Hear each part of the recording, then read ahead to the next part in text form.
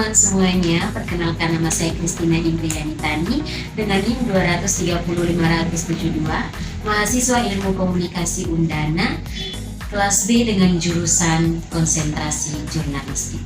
Pada kesempatan kali ini, saya akan menjelaskan secara singkat mengenai salah satu teori dari 12 teori komunikasi politik, yaitu teori lingkaran kebisuan atau dalam bahasa Inggris Spiral of Silence Theory.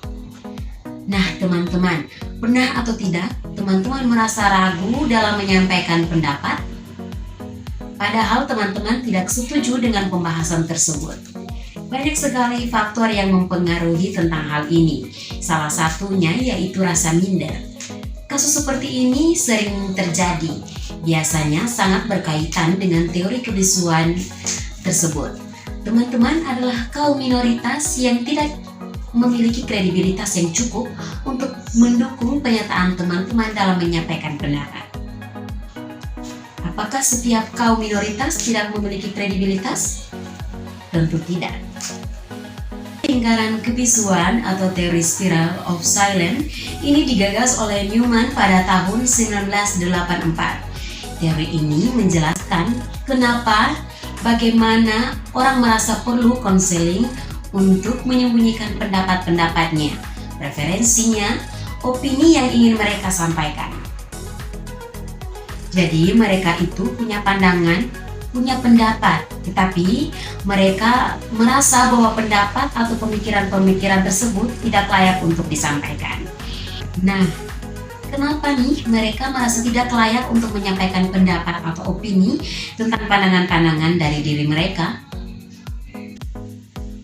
Jadi, dalam lingkaran kebisuan, individu, kelompok, mereka itu merasa takut untuk menentukan, mereka merasa terisolasi untuk menyampaikan pendapat atau opini secara langsung maupun melalui media.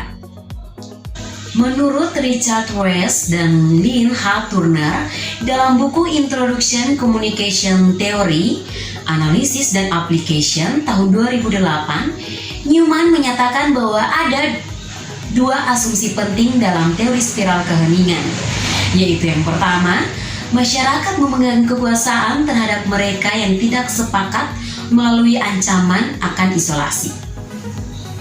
Dalam asumsi pertama ini, Newman menjelaskan bahwa struktur masyarakat bergantung pada orang-orang yang menentukan serta mendukung seperangkat nilai. Saat orang-orang percaya dan sepakat soal seperangkat nilai tersebut, ketakutan terhadap isolasi akan berkurang. Sebaliknya, jika ada perbedaan nilai, ketakutan isolasi akan muncul.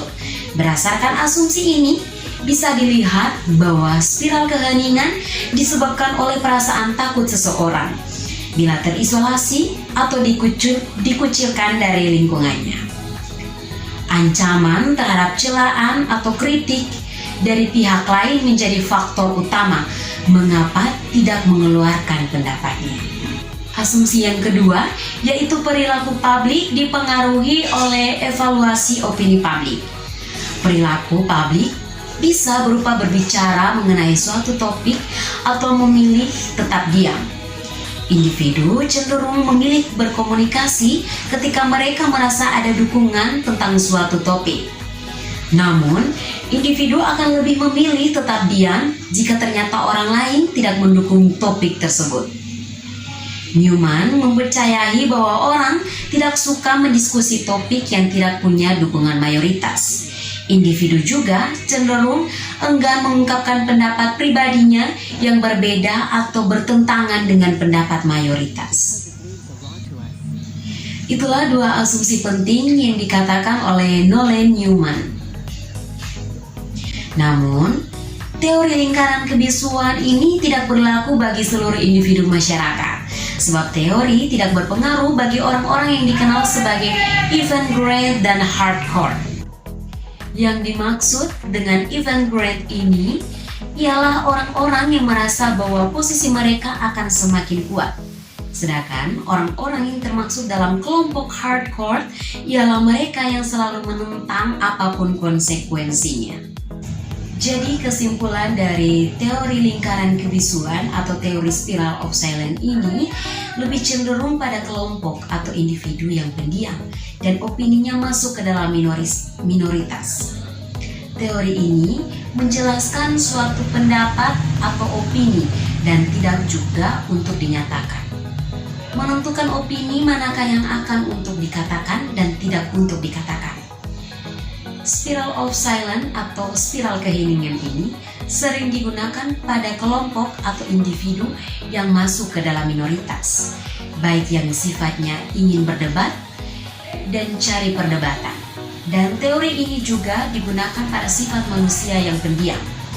Dan teori ini menggunakan media sebagai solusi pendapatnya dapat dilihat dan didengar publik melalui media yang menyebabkan isu-isu menarik yang berbeda pendapat.